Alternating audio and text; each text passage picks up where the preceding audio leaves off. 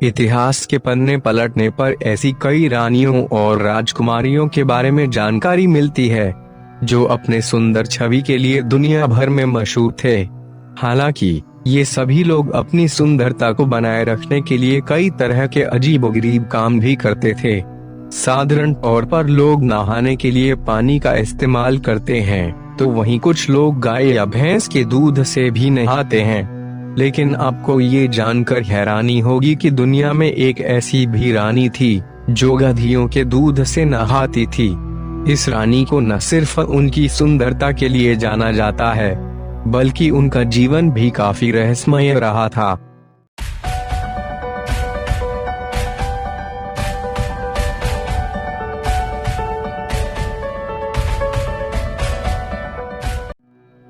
मैं बात कर रहा हूँ मिस्र की राजकुमारी क्लियोपेट्रा के बारे में। क्लियोपेट्रा को सुंदरता की देवी भी कहा जाता था।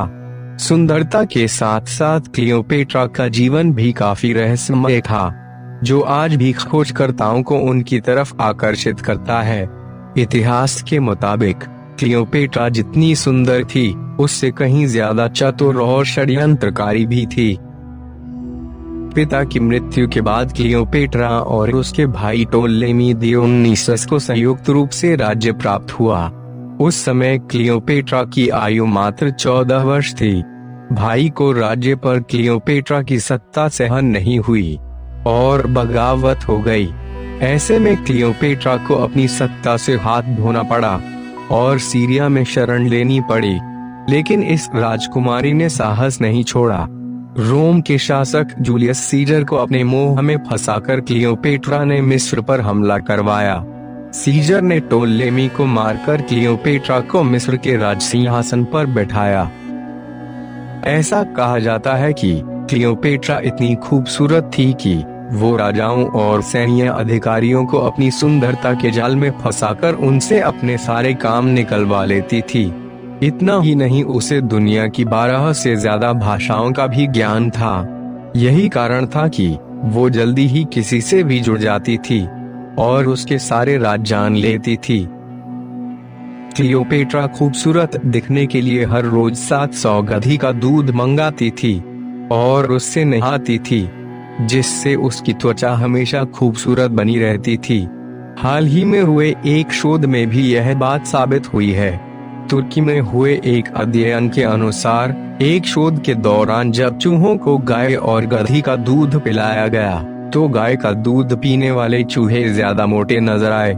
इससे यह साबित होता है कि गधी के दूध में गाय के दूध की तुलना में कम वसा होता है, जो हर लिहाज से बेहतर होता है।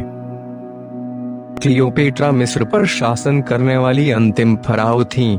हालांकि वे अफ्रीकी, कॉकेशियस या यूनानी थी, ये अभी तक रहस्य ही बना हुआ है।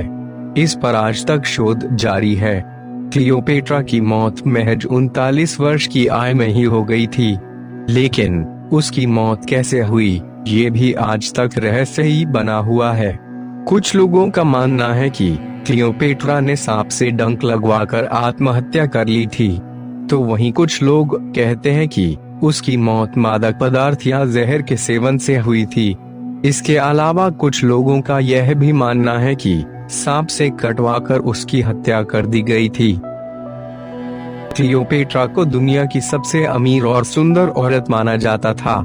वे 3 ताकतवर पुरुषों की प्रतिद्वंद्वी थीं, जूलियस सीजर, मार्क एंथोनी और ऑक्टेवियन।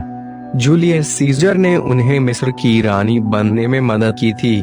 अनेक कलाकारों ने क्लियोपेट्रा के रूप, रंग और उसकी मादकता पर कई चित्रकारी और मूर्तियां गढ़ी। साहित्य में वे इतनी लोकप्रिय हुईं कि अनेक भाषाओं के साहित्यकारों ने उन्हें अपनी कृतियों में नायिका बनाया। अंग्रेजी साहित्य में 3 नाटककारों शेक्सपियर, ड्राइडन और बर्नार्ड शॉ ने अपने नाटकों में उनके व्यक्तित्व के कई पहलुओं का विस्तार किया। क्लियोपेट्रा पर कई फिल्में भी बन चुकी हैं। क्लियोपेट्रा का संबंध भारत से भी था। वे भारत के गरम मसाले, मलमल और मोती भरे जहाज सिकंदरिया के बंदरगाह में खरीद लिया करती थीं। यह थी दुनिया की सबसे खूबसूरत रानी के बारे में कुछ महत्वपूर्ण जानकारी।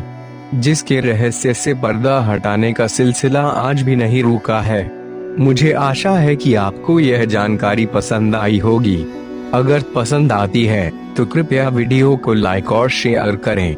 और हाँ, चैनल को सब्सक्राइब करना न भूलें। हम ऐसे ही अमेजिंग फैक्ट्स लाते रहेंगे। धन्यवाद।